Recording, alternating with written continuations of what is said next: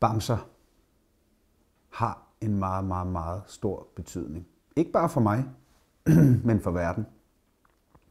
Bamser er det første, vi som børn lærer at tage kærlig vare på. Altså nærmest før vi har et sprog, lærer vi at tage om bamsen og vise den kærlighed og passe på den. Det er måske også bamsen, der lærer os sådan de første tegn på empati over for andre. Så bamser er super vigtige. Bamser er som voksen et minde om barndommen.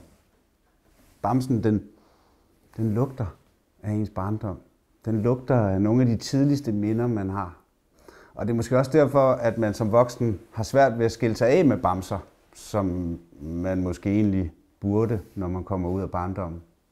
Men det er vigtigt at have minder, og bamsen, den bamsificerer vores barndom og vores liv, så derfor er de så vigtige.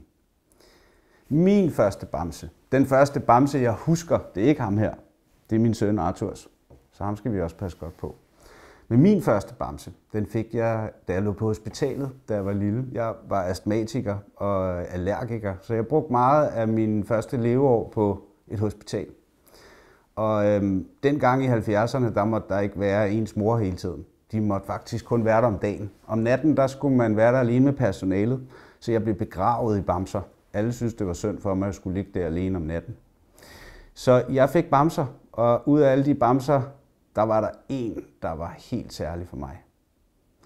Den var hvid. Det var en bjørn. Nogle gange synes jeg også, det var en abe, kan jeg huske, for den havde lange arme. Så måske det i virkeligheden bare var en hybrid mellem en bjørn og en abe. Jeg er ret sikker på, at den stadigvæk ligger nede i kælderen.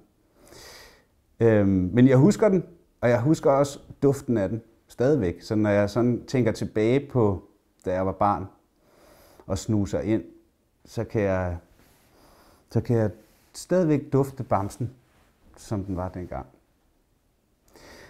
Bamser er vigtige. Mennesker er vigtige. Pas på hinanden. Pas på jeres bamser. Små venner gør store forskelle.